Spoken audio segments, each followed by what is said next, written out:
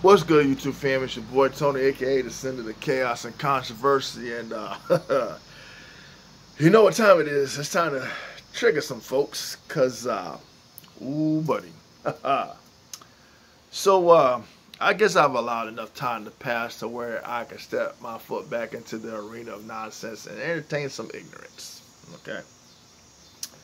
And with that being said, the reason why this video is being done and brought to you by none other than myself is because I've done 2 reaction videos to another YouTuber who I follow, which is Beau of the Fifth Column. And the video that has gotten, I guess, a lot of attention was his take on CRT. Now, one of the comments that I recently had came across stated somewhere along the lines that pretty much don't trust him because he is put in place for propaganda purposes like Candace Owens. Okay. Well, that's your opinion. That's your take. I can't tell you how to see things from your own perspective. As far as how I see things personally is basically I've watched enough videos of Beau to see that he doesn't come off disrespectful. He doesn't come off argumentative. He don't have this self-righteous attitude. What he states, he pretty much says that's his take on it, which means it's not set in stone. It's not fact. He just saying, hey, this is how I see things. This is my perspective, and it is what it is. He ain't trying to shove anything down your throat. He's not trying to promote no type of propaganda, as was stated in the comment, as you know, other people are getting paid to do. And you know, it'd be kind of funny if people said the same thing about me because I got a platform that is small. Basically, how I see things is how I see things. I don't take sides on anything, really. I address certain things, and why I address them because people conveniently like to leave them unaddressed, or they don't want to talk about it. They rather sweep it up under the rug or deflect from the conversation, giving all these excuses or putting themselves in a position to want to project things onto other people while they are the definition of the things that they're projecting onto others about.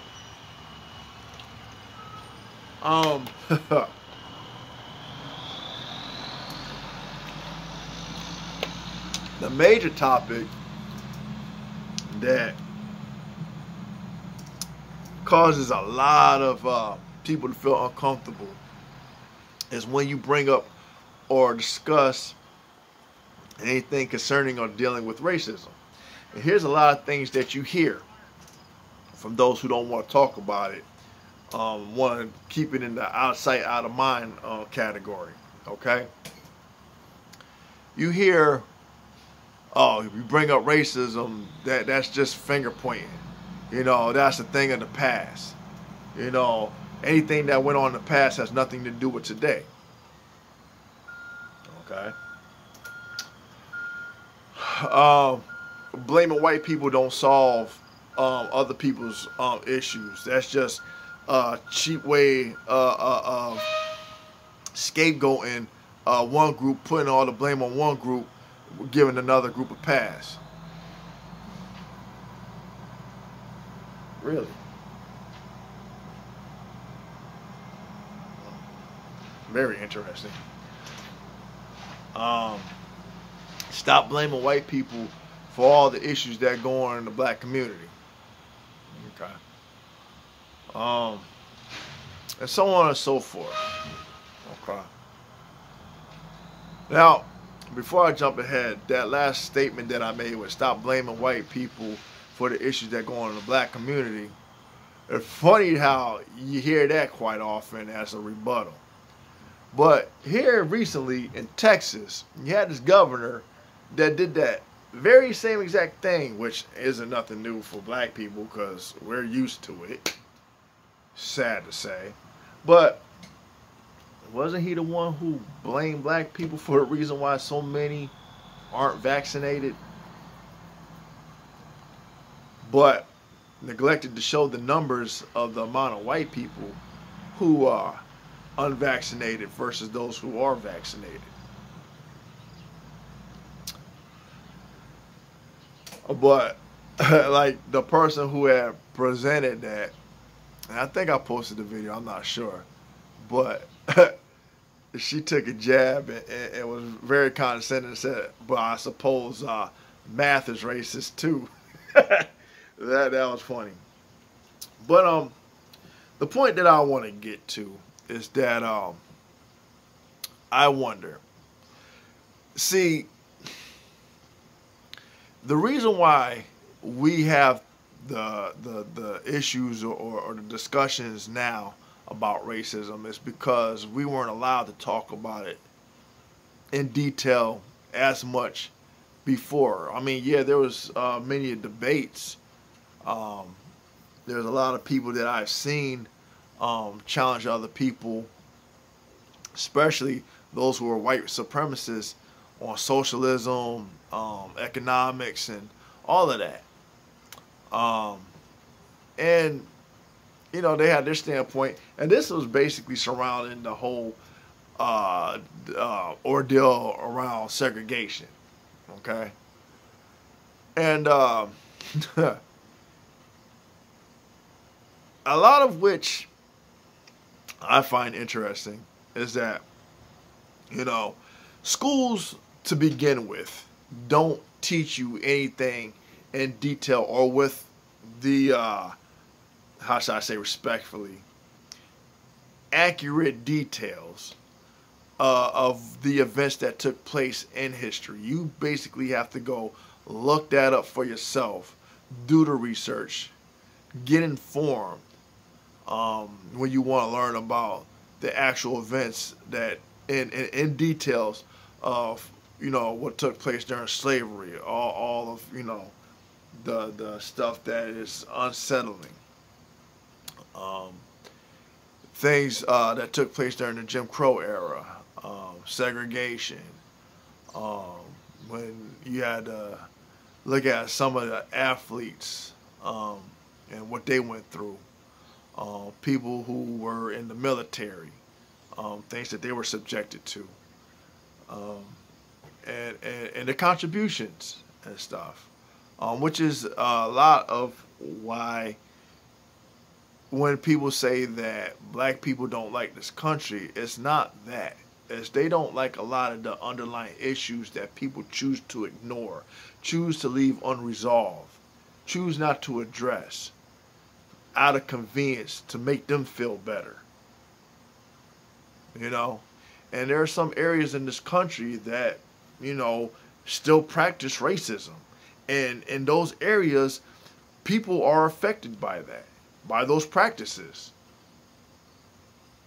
And it's funny because a lot of people assume that it's only a thing that took place in the South. No, because I could tell you growing up in the North in Hartford, Connecticut, I dealt with some shit. My parents dealt with some shit. This is the one thing that my dad said point blank. He said, you know what? I grew up in North Carolina. He said, I could tell you this. He said, I can respect a person who is racist that could tell me to my face than a person who is racist and stab me in my back. I didn't really understand what my dad was telling me because I was young at that time. But when I got older and I started to, how shall I say, be more involved with the world, society, so to speak. Yeah, there was a lot of things that I came across that wasn't too pleasant. More of an eye-opener, so to speak. But I do realize that I can't put everybody into one category. As convenient as it may be to justify a one-sided narrative, you just can't. I mean, people do it, don't get me wrong. But I know better. But because I know better, it still doesn't give me the right to be dismissive. And I think that's where people find themselves in a sense of complacency, to where they feel comfortable with being dismissive, to where they can deflect from the conversations that need to be had just because somebody else feels fucking uncomfortable. But ironically, there's nothing for other people to make the person that is trying to discuss something feel uncomfortable themselves. Quite interesting. Now, before I nip this in the butt, I always try to understand where people's logic fall into play. Because you always hear people talk ill will about white people, right? Generalizing, which I don't care too much for.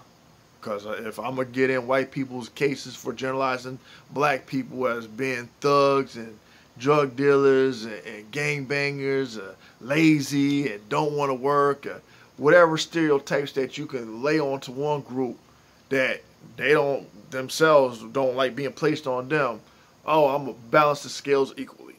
Okay? Well, this is what I want to say. I don't get how you get these self-righteous black people, or those that are so pro-black that everything that they are against when it comes to white people, they themselves end up being just as much at fault for. Okay? In one breath, you get these individuals who want to say that they're there through the generalizing lens that all white people are this, that, and everything else. But then when you get white people that do speak up for those in the black community, that speak out against racism, that's not good enough. Because now all of a sudden they're suspect. Now all of a sudden they're this, they're that, whatever. But then you sit there and complain, oh, you know, silence is compliance. I mean, because, don't get me wrong, I can use the analogy with how they say there's no good cops. Because if the good cops can allow the bad cops to get away with stuff and not say or do anything, then they're just as bad. Okay. But then when you do have cops that do intervene and stop, you know, the bad cop from continuing doing what they're doing, abusing the suspect or those that are apprehended or whatever the case may be, they get penalized. It doesn't make sense. We know that happens. We've seen examples. So, let me ask you this. Why is it that when a white person speaks up in regards to addressing some of the things as far as like racism goes, to say, yeah, you know, it does exist. Yeah, there are some things that, there are some privileges that are, you know, practiced, you know, you guys don't like it. They get penalized for addressing things that they know to be true. But because they are white, they're not allowed to. Seems a bit hypocritical, don't you think? Or there's got to be some agenda behind them speaking. Or because they're a mouthpiece. And I find that funny because what do you say about me then? I'm equally divided. Down the middle. I'm half black, half white. I try to be fair in my discussions about the things that I talk about. So I am curious as to know what you say about me. because I don't get paid to say the things that I say. I say what I want to say, and ain't nobody forcing me to say the things that I want to say. I give my perspective the way I see fit. Am I wrong many a times? Yeah, I can say yeah. I can agree that I be wrong sometimes. But it's just my perspective. I'm allowed to share my perspective, as you are allowed to comment and respond to my perspectives. So what do you have to say to that?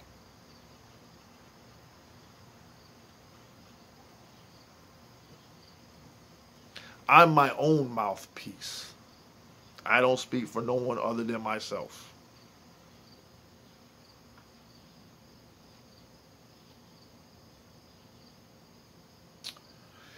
Anyway, that's what I got for today. I'm a little bit beat, bushed. So, yeah. Please let me know in the comment section what you think. Please like, share, and subscribe. Hit the notification button. Thumbs up, thumbs down. Until next time, peace.